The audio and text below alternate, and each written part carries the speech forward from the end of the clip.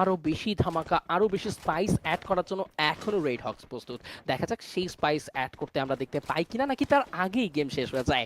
এখন কিন্তু এবার একদমই বা বলবো যে ডেড লাইনে রয়েছে আমাদের team red Hawks, job breakers রয়েছে ডেড লাইনে, অ্যান্ড রেড হক্সদের জন্য কিন্তু এই ব্যাপারটা একদমই ইজিয়ার হতে যাচ্ছে যদি শুরু করতে পারেন প্রথম নক দেয়া থেকে টিম রেড হক্স। তবে ফিনিশিংটাও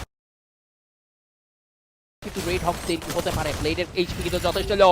এবার কিন্তু জব ব্রেকার চেষ্টা করছেন ঘুরে দাঁড়ানোর জন্য। ব্লেডকে অনেকটা এইচপি লো করে দেওয়া হয়েছে। Meco, oh my god, what a headshot! Blade মেকোর হেলমেট উড়িয়ে দিয়েছেন, ইন আ সেকেন্ড নক করে নিয়েছেন।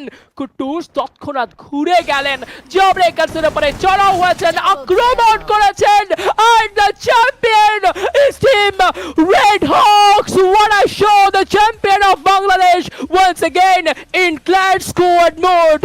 Yes, FFWSBD 2025 এর চ্যাম্পিয়ন রেড হক্স প্রমাণ করেছে আরো একবার কেন তারা সেরা, কেন তারা সবার সেরা, কেন তারা unbeatable team.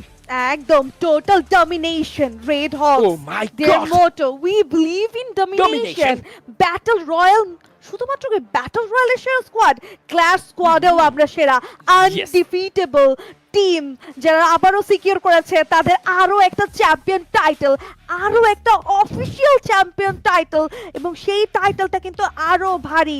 Free fire world series Bangladesh 2025 এর